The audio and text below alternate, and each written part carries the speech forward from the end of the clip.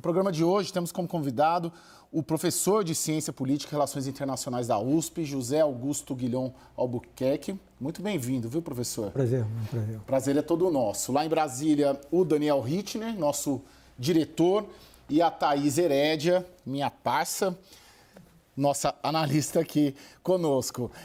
Vamos dar uma olhada nesse resumo do dia, né? Como as questões evoluíram, principalmente nesse imbróglio aí envolvendo Venezuela e Guiana. Hoje, a pedido do governo da Guiana, o Conselho de Segurança da ONU se reuniu para tratar das ameaças do presidente Nicolás Maduro de anexar parte do país vizinho. A reportagem é da Mariana Jangiacomo. Na reunião, o representante do Equador propôs uma minuta pedindo que as partes resolvam a disputa por meios pacíficos e de acordo com o direito internacional. O conteúdo do texto ainda será negociado, mas será, a princípio, apenas uma declaração do Conselho e não uma resolução. Também nessa sexta, Maduro assinou uma série de decretos para levar adiante o plano de incorporar o território da Guiana. As medidas já haviam sido publicadas nessa semana, mas o presidente da Venezuela as tornou oficiais no dia seguinte ao anúncio de que os Estados Unidos realizariam exercícios militares próximos à área reclamada pelo regime venezuelano. ¿A quién le hacemos caso? ¿Al imperio o al pueblo? ¿Qué hago yo? ¿Me arrodillo al imperio? ¿Me rindo ante el imperio? Jamás me rendiré ante el imperio. Jamás nos rendiremos ante el imperialismo norteamericano. Que nadie se equivoque con Venezuela. O presidente Luiz Inácio Lula da Silva manifestou estar decepcionado com a postura de Nicolás Maduro e indicou que pode romper politicamente com o venezuelano caso a invasão de Essequibo se confirme. Lula estaria menos cético que o Itamaraty sobre a possibilidade de uma guerra na região e lamentou que Maduro tenha destruído os esforços brasileiros para normalizar as eleições venezuelanas no ano que vem, tirando o país do isolamento. Apesar da postura de Maduro que irritou Lula, o Brasil ainda aposta na via da negociação. Hoje, o país conquistou o apoio do México, cujo governo afirmou que estava se somando à iniciativa de Lula para que a CELAC promova o diálogo entre Venezuela e Guiana, a fim de encontrar uma solução pacífica para a situação. Os recados diplomáticos brasileiros, no entanto, são todos de reprovação à Venezuela. Em declaração divulgada na última quinta-feira, o Mercosul condenou atitudes unilaterais que, na visão do Brasil, foram tomadas apenas pela Venezuela. Vamos lá para a análise. Professor, o senhor é organizador deste excelente livro, né? 25 anos de política externa brasileira. E o senhor trata aqui de diversos assuntos, né? O senhor é dos maiores especialistas nesse assunto aqui no Brasil. Esse conflito Venezuela e Guiana, de alguma maneira, ameaça a nossa liderança regional, a nossa projeção internacional na América do Sul? A tentativa de projeção, porque ela hoje não existe mais, né? É uma oportunidade perdida de ter tentado tratar disso diretamente com a Venezuela, usando todas as relações que ele já tem pessoalmente, não só com isso, mas também, enfim, a Venezuela tem dívidas muito grandes com o Brasil, etc. Então é uma oportunidade de ouro para que o presidente mostrasse que ele tem uma capacidade de liderar. Agora, essa atitude dele brigar com o objeto, né? Quer dizer, você está tratando de um problema, aí você briga com o problema, não tem solução, né? Então, ele está pulando fora definitivamente de ter alguma posição de liderança nessa questão. E isso é ruim, porque existe o teu negócio. Você é uma crise que todo mundo sabe que existe. São, acho que, 10 situações de luta territorial na América Latina, né? Todas elas vêm de décadas, nunca foram resolvidas e vão continuar sem ser resolvidas, e de repente ela pode eclodir. E nesse caso vai eclodir no nosso nariz. Nós temos um nariz dentro ali, um pedaço grande, né? E é impossível você ter uma guerra entre os dois que não nos atinja. Mas não precisa ser guerra. O fato de que haja uma expectativa de guerra e se cria esse clima, você já vai ter uma onda de migração, quer dizer, de fuga de venezuelanos para cá, que já são... A Venezuela tem 25% da sua população que fugiu do país. Agora, professor, quando você fala oportunidade de ouro, é o quê? O que seria o caminho ideal, correto, diplomaticamente falando, para o Palácio do Planalto, para o presidente Lula fazer nesta questão? Bom, é uma situação muito difícil para ele, porque ele não tem apoio interno dentro do partido, dentro do governo, para fazer qualquer coisa que leve nessa direção, né? Quer dizer, se ele se afastasse, tentasse endurecer um pouco o caminho, etc. Por exemplo, o Brasil está levando canhões para lá, mais ou menos aqueles que foram usados no 7 de setembro, lembra? Aquela coisa que não funcionava, que vai levar até um mês para chegar lá.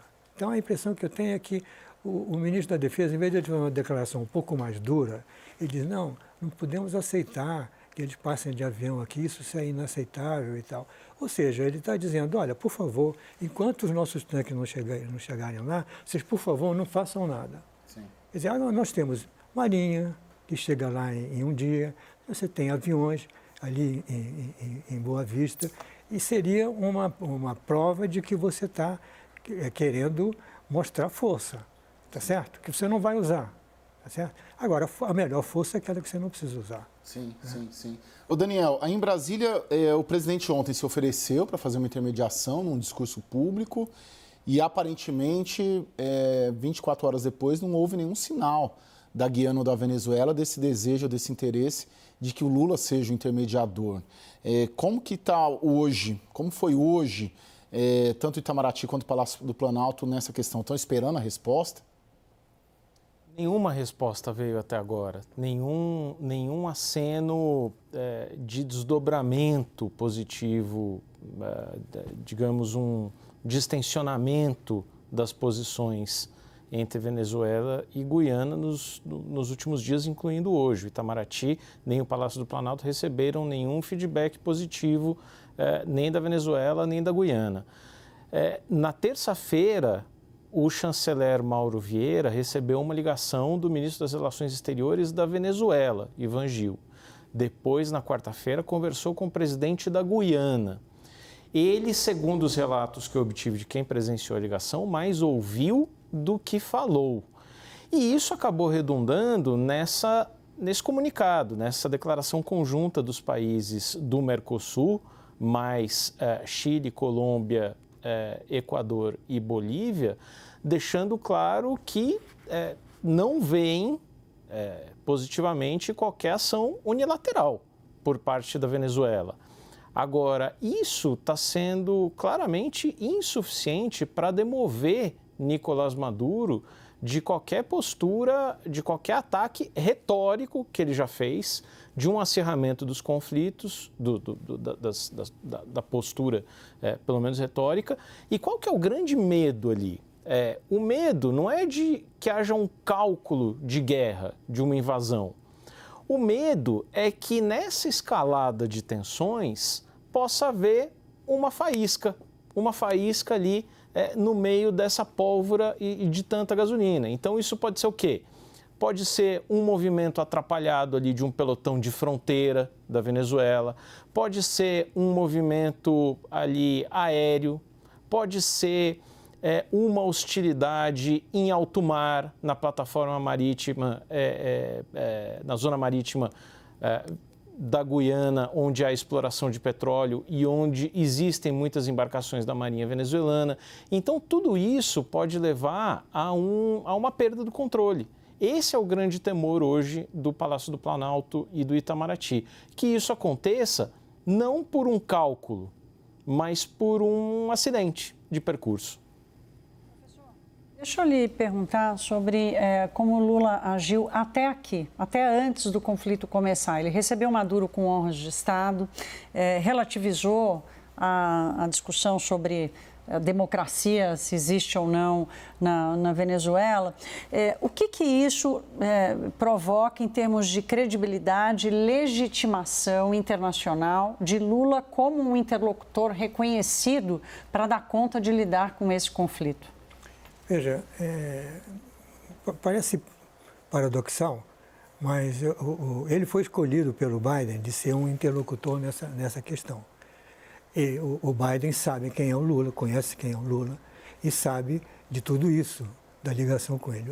Exatamente por causa dessa possibilidade de ligação que ele tentou conversar com ele, tentar em conjunto fazer algo dessa ordem.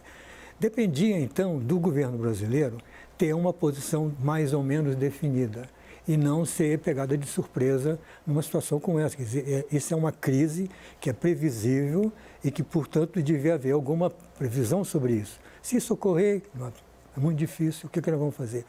O ministro da Defesa, justamente por não ser dessa área, ele não sabe, não tem ideia. O ministro do Exterior, ele pode não saber tanto, mas ele tem gente ali que é capaz de desenhar alguma coisa. E o Celso Amorim? O Celso Amorim... O papel do Celso Amorim, que esteve lá, inclusive, não deveria ter voltado com esse alerta mais forte para o presidente? Bom, deveria. Ele era papel dele ter isso. Mas o papel dele é um papel dúbio, porque ele é, ao mesmo tempo, o representante da força mais exagerada da esquerda petista, né? E ele esquece que ele está falando, quando ele vai para lá, ele fala de um governo, ele não fala dele, né? Então, veja, o Itamaraty teria condições. O Celso Amorim não tem mais condições de fazer isso. Uma medida que ele se politizou, se partidarizou, ele não tem mais essa condição de mobilizar, digamos, as forças do Itamaraty. Agora, quando a gente vê que o nosso... Por que é que o nosso chanceler ouviu e não falou? Porque ele não tem o que falar. Ele não tem confiança do Lula para que ele fale no que ele pensa. Então, essa é uma situação difícil, porque o Lula tem essa oportunidade, ele até saberia, de alguma forma, levar isso adiante, mas ele é bloqueado pelo partido dele, que numa área que, tradicionalmente, ele sempre disse, não, isso aqui eu vou deixar com a esquerda, porque é coisa de exterior, etc., eu vou ficar vou me preocupar com, enfim, Bolsa Família, essas coisas. Agora, professora, desde o começo desse conflito, né, desse tensionamento, eu tenho me perguntado mesmo se, num momento como esses, você ser, vamos dizer assim, amigo da ditadura venezuelana é algo positivo, porque você tem, em princípio, um canal para resolver, ou se é negativo, porque, em princípio, também você é aliado de um agressor em potencial. Sim. Qual que é vantagem ou desvantagem nesse momento o governo brasileiro ter o Maduro como um aliado? Veja, a preocupação que o Biden teve de chamar o Lula para conversar sobre esse assunto e os dois mais ou menos dizerem que vão se entender para fazer isso, e o Lula batia na mesa dizendo assim, vamos resolver essa questão, vamos pacificar, vai haver eleição, não sei o que, etc, etc. Significa que é vantagem, porque o presidente da maior força mundial, maior economia mundial, maior força militar mundial, chama ele para ajudar, então pode ser positivo. O que eu estou dizendo é que as coisas positivas, muitas vezes, por causa dessa confusão que existe entre o PT, o governo e a presidência, né? Que essas coisas que podiam ser positivas não ocorrem. Sim. O Lula, se voltar dizendo assim, olha, ele falou que ia resolver isso e tal, mas se ele dissesse, eu vou resolver fazendo certas concessões e fazendo certas exigências, né? Quer dizer, existem programas que estão no mundo inteiro de apoio à Venezuela. O Biden propôs-se a diminuir a questão do controle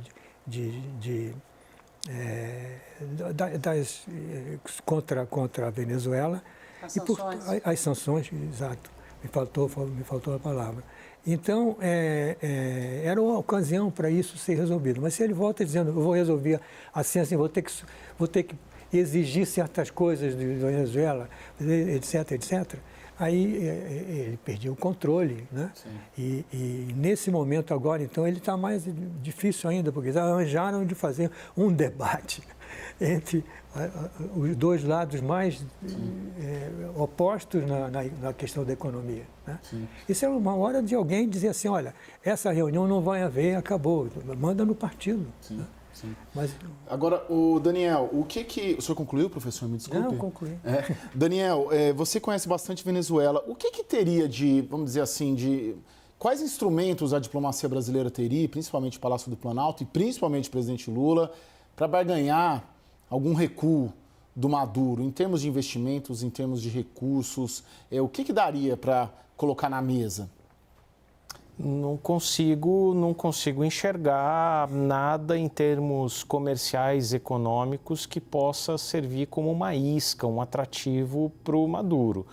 O que a Venezuela, Maduro, poderia contar, e acho que existe essa boa vontade do governo Lula no seguinte aspecto, de apresentar Nicolás Maduro como alguém que aproveite o ano de 2024 para conduzir eleições minimamente, não estou falando de nada em padrões muito elevados não, mas de eleições minimamente justas, livres e competitivas, em que a oposição consiga ter um lugar.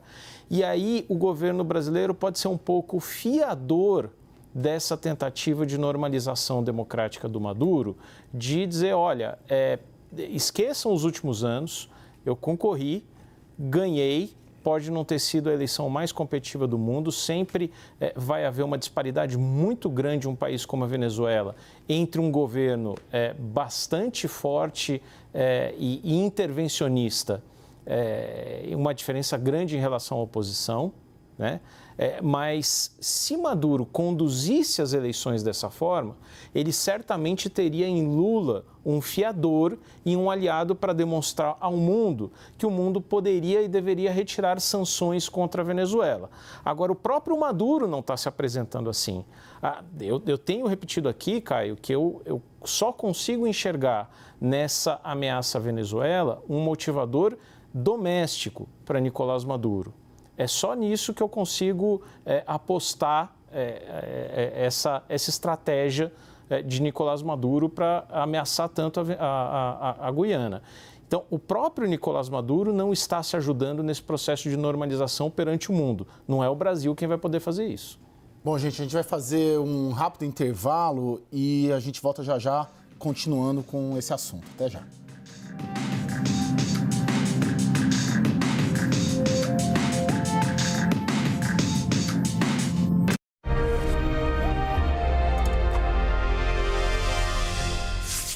Estamos de volta com o WW, tratando o programa inteiro hoje, praticamente sobre política externa e o eminente aí conflito entre Venezuela e Guiana. Thaís Herédia, tem muito de economia nesse embate, né? A Guiana bombando, dos países que mais cresce no mundo. É o que mais cresce. É o que mais cresce no mundo. 38,5% de crescimento. E nós? Esse ano previsto. A gente 3, né? 3, tá. 3, pibão. Tá. Você vê esse viés econômico? Porque de um lado tem uma ditadura intervencionista e do outro lado você tem uma economia de livre mercado apoiada pelas democracias liberais do mundo, Estados Unidos, Reino Unido. Tem esse componente econômico forte? Olha, a Guiana virou um pote de ouro no final do arco-íris, né? Então, assim, o Maduro olhou para o arco-íris, olhou para o lado, viu que caía pertinho dele ali, e que é um pote de ouro embaixo do arco-íris. A Guiana está recebendo investimento estrangeiro do mundo inteiro. Ontem nós comentamos aqui a quantidade de petrolíferas que já atuam lá. São 14, as maiores petrolíferas do mundo estão operando lá. É muito difícil imaginar que haveria algum recuo, né, dessa operação.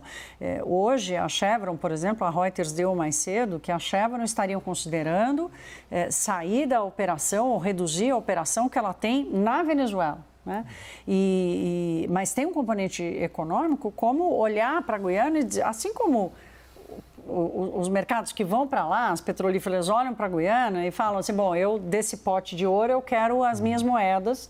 O Maduro está olhando e está dizendo, eu também quero. Só que ele não vai como market friendly, né, como a gente costuma dizer, ele não vai com um portfólio de investimentos, ele quer tomar para si. Ô, Caio, Oi, só um adendo rapidinho. Hoje a Guiana está produzindo ali em torno de 500, 600 mil barris por dia, não é isso? Isso, Thaís? exato. Meu número é 400 mil, não é isso? Varia de 400 a 500 mil, dependendo do dado que você olha. É um país de cerca de 800 mil habitantes. E a projeção é que em 2030 a Guiana está atualmente numa curva ascendente de produção, estará produzindo no final da década em torno de 1,5 milhão de barris por dia. Isso significa 2 barris de petróleo por dia por habitante. Então, é como se cada habitante estivesse recebendo, sei lá, $150 pelo preço de hoje. É uma coisa impressionante. E, enquanto isso, nesta semana, só para complementar, Nicolás Maduro criou a PDVSA Guiana, que é uma subsidiária agora, uma nova subsidiária da estatal PDVSA. E aí, professor, quanto é de economia nessa guerra? Eu acho que há tudo, né? Porque a tentativa, enfim, veja bem, uma das maneiras que você teria a enfrentar e a digamos assim, pressionar a Venezuela, seria dizer, olha, todas essas petroleiras grandes, nós vamos sair daqui, se você não ceder alguma coisa. E, por outro lado, você poderia ceder a ele alguma coisa de ele participar junto com os outros enfim, do butim que está lá. Né? Quer dizer, não é um butim, é uma coisa de ouro, né? Então, eu acho que tem tudo a ver, tem tudo a ver. Não creio que ele tivesse inventado isso por alguma outra razão. Não, vamos invadir a Colômbia, alguma coisa assim, que seria razoável, né? De vez em quando eles andam invadindo por ali. Mas o fato de que ele tem que ir do outro lado da floresta para ir buscar isso, faz com que você tenha elementos que podem... Mas esse é o componente principal, o senhor acha? Porque tem duas leituras, né, basicamente. Tem uma que é a principal, é galvanizar a população em torno dele e adiar as eleições. Sim. E tem a leitura do componente econômico. Alguma delas, na sua visão, se sobrepõe à outra? O motivo principal é política interna venezuelana ou o motivo principal é petróleo? Não, eu acho que nenhum dos dois. É uma coisa que a gente ignora. Eu soube ontem isso com um colega meu, que é venezuelano, e é professor de ciência política na USP. Ele disse, olha, no caderno, na minha ensino primário, tem um mapa da América do Sul. Nesse mapa está desenhado um pedaço que já é território reclamado. Então eles sabem como nós saberíamos, que aquilo pertence à Venezuela. Essa é a ideia que eles têm. Né? E você vai para a universidade e você repete a mesma coisa. Né? Então, só que, por outro lado, como ele também me disse, do lado da sociedade venezuelana, a nossa guerra é contra a fome, contra a doença, contra o despotismo. É isso que conseguiria hoje mobilizar. Né? Então, é mais complicado, porque...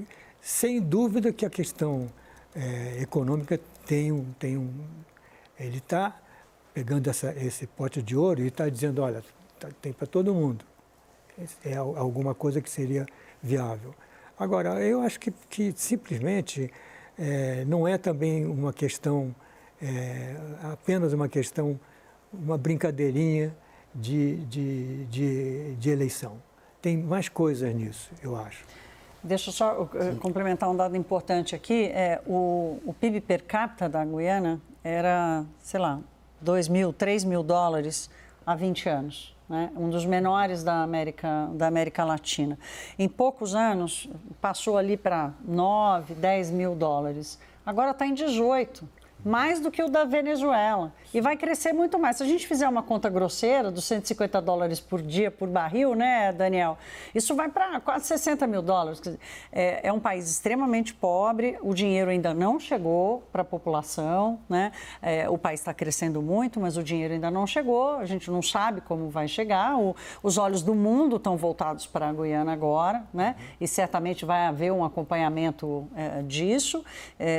Agora, é quase que um assinte para a Venezuela, para Maduro, eu imagino, quase que um assinte, ele assistir a esse enriquecimento na esquina de casa e não poder participar.